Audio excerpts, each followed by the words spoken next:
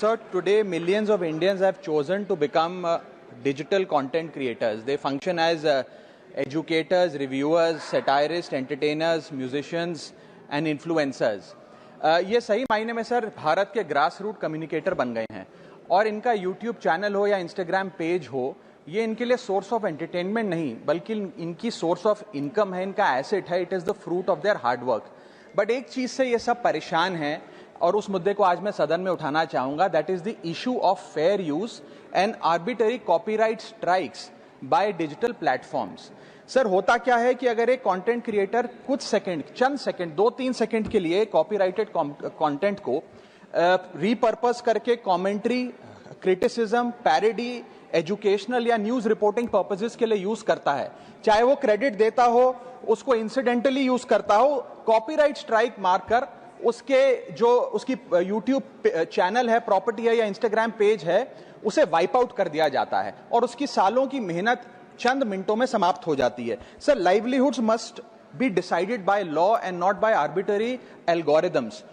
Sir, this by no means that one is against copyright holders. उनके hard work और originality को respect करने की जरूरत है, लेकिन यह समझने की जरूरत है that fair use is not piracy.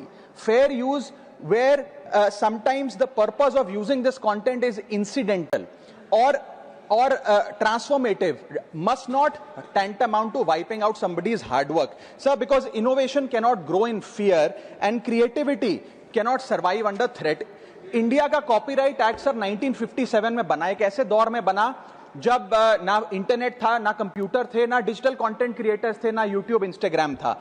And this act lakhs the very definition of digital creators.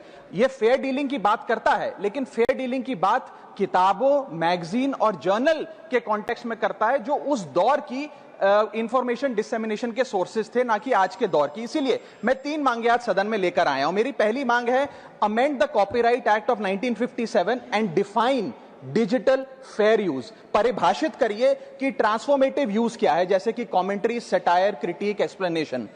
Define करिए कि इंसिडेंटल यूज क्या होता है, कि अगर बैकग्राउंड में ऑडियो विजुअल चंद सेकंड्स के लिए चले तो वो इंसिडेंटल यूज है या पूरे कंटेंट को वो वाइप आउट करें.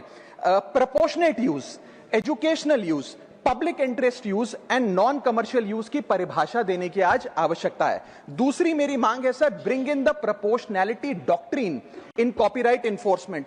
कि बैकग्राउंड में मान लीजिए कुछ सेकंड के लिए कोई वीडियो और साउंड चला, उसका यह मतलब नहीं होना चाहिए कि एक कंटेंट क्रिएटर की सालों की मेहनत कुछ चंद सेकंड्स में समाप्त हो जाए. My third demand sir is that mandatory due process before take down. किसी का भी श्री शिवाजी